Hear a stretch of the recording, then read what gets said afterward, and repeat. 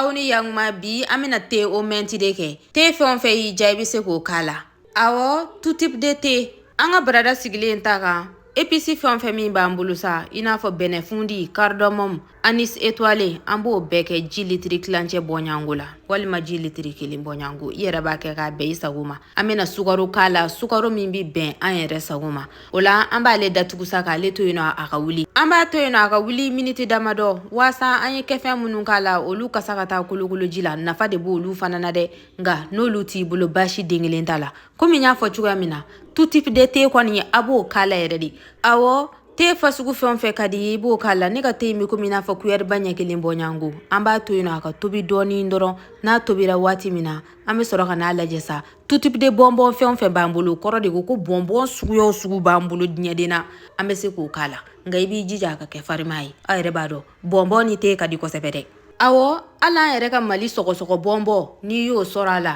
o b'a diya kosɛbɛ an bɛ mɛnti k'a la mɛnti tɛ dɔwɛrɛ ye koyi an yɛrɛ ka nanaye i bɛ nanaye ko in kɛ k'a bɛn i yɛrɛ sago ma o kɔfɛ sa an bɛ sɔrɔ ka na an ka thé wulilen ta k'a kɛ barada wɛrɛ kɔnɔna na e ko a baara ma ɲɛnabɔ sa zarafa ka tobiliw bɛ sɔrɔ orange sanfɛ kunnafoniw 37 saba fila kelen fu